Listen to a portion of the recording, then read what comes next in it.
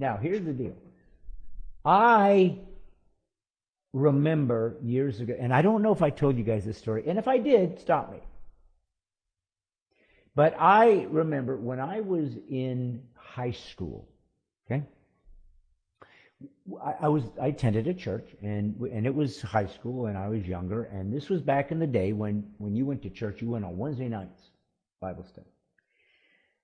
You went on Sunday mornings, Bible study. You went on, and after Bible study or Sunday school, you went to service. And then Sunday night, you went to church. So church was what you did, right? And I was a Christian at 9. That's when I got saved. So I always was a Christian.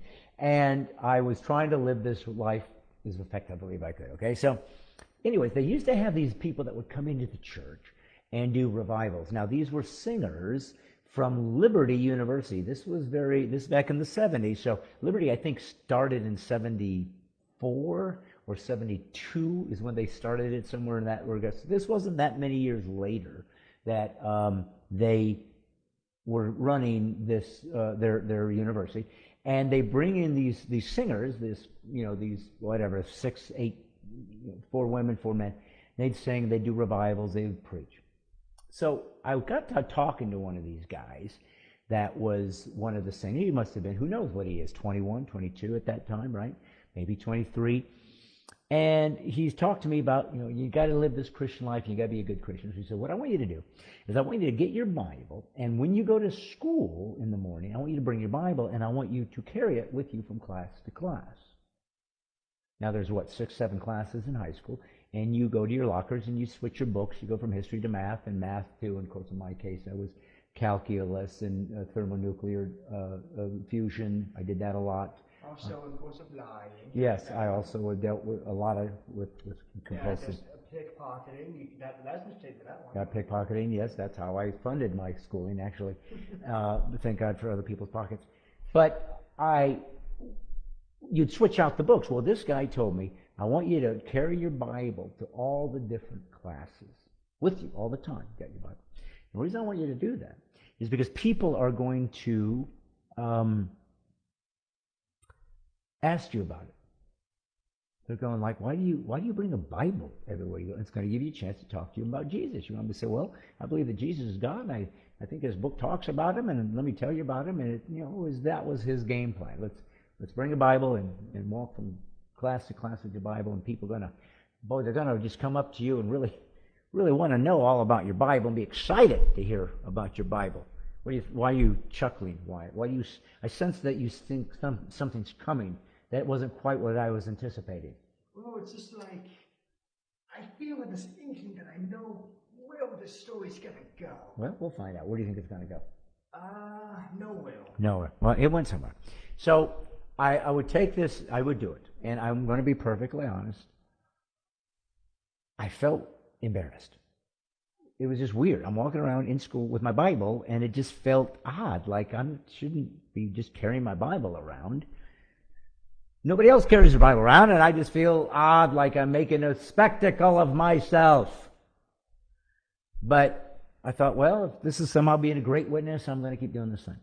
So there was a kid that was in the gym, sitting with some other guys up on the stage, and he was kind of, I was in Indiana at that time, northern Indiana. There were some kind of hillbillies then, back in those days, kind of redneck, what you'd call redneck, kind of not real sophisticated. I was walking past this kid, and he goes, "Hey, you Jesus freak!"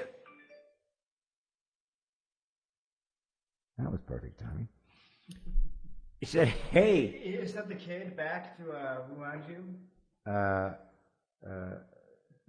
This is texting you from like other side of the world. Hey, Jesus freak, remember me? Yeah, well, he said, yeah, right, exactly. It's like, I told you promised you'd never tell that story.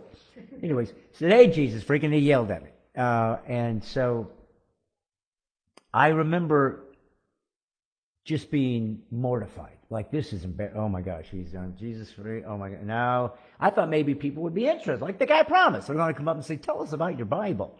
Tell us more about this Jesus that's in that Bible. I can't wait to hear about this Bible you carry around. And instead, I'm mocked and ridiculed in my own little town, filled with lots of Christians, little conservative town in Indiana. These guys call me a Jesus freak. I went and put my Bible away, didn't carry it again. We ended up in PE class together, me and this kid, and we were playing baseball inside in the gym. We would play because you couldn't go outside. It was freezing in the winter. So we played baseball, kind of a softball thing. I was playing second base, and this guy was up, and he got a hit, and he came around. He was running first, and I was at second, and I got right in front of him. I just slammed down my feet like I was going to catch the ball, and he like stopped, and I was in his face, like, I dare you try to run over, because I will knock your butt down. And he's like, what is up? And I got in his face. I tore into this guy. I just was angry. Now, this is maybe a week or two later. But I was so mortified and so insulted this guy would call me a Jesus freak. And here he was, and now I want to lay him out. Now, I'm thinking, somehow, if my goal was to be a good, loving Christian witness to this redneck hillbilly, maybe challenging to beat the crap out of him isn't what you normally find in the Gospels. I don't even think it's in 1st or 2nd Corinthians. I'm not even sure that's in Romans, where God said, hitteth him in the faceth to draw him closer to the Lordeth. Do you know anything about that? Those that I remember is giveth plenty of wettieth. Yes, wedgie. But that was the 3rd grade version of the Bible, the 3rd grade translation. Little Timmy, yeah, he needs to know how to deal with his problem. Yeah. So my point was that I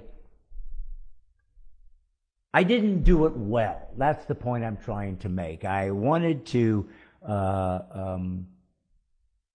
make a statement, make a stand, right, for my faith. I'm a Christian guy, and I will stand strong. I'll walk my Bible. The second I was mocked, I was ridiculed, the second I was insulted, I folded. I'm 18 years old, right? Maybe 17, I don't remember, 17, 18.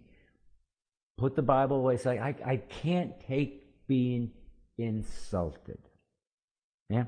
Don't like to be maligned, don't like to be lied about, don't like to be made fun of. Who does? But I don't like it. And I have a tendency, or have had to fight the urge to want to fight back. Physically. Because I don't like it. Now Wyatt, my son, who you've never seen, never will. He's a myth.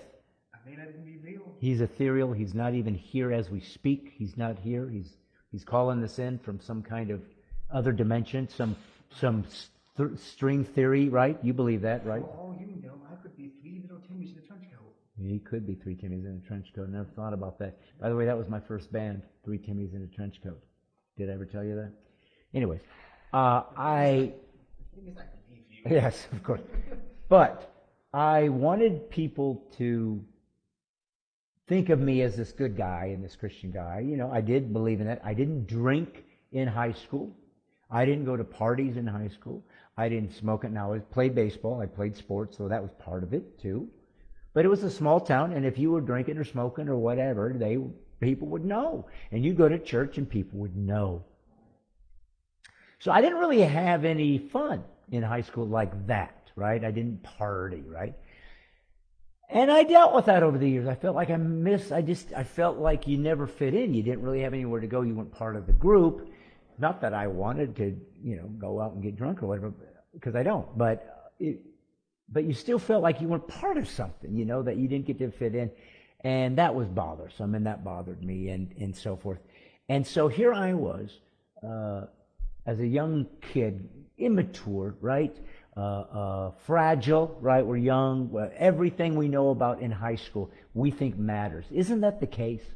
When you're in high school, the biggest mistake you make in high school is thinking it matters. Because it doesn't. You can't be out of high school, your senior year, 6 months, and not look back at the new crop coming in of seniors and go, oh my gosh, we are a lot more mature than them.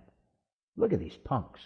You always think you're more mature than you are. You always think you're more advanced than you are. You always think you have the insight that nobody else has. This is the problem, the fight, the battle of pride that every human being endures. We always think we're better than the guy next to us. Now, we will say we're not. Hey, I don't think I'm any better than you. And we'll say that thinking we're better than you for saying that.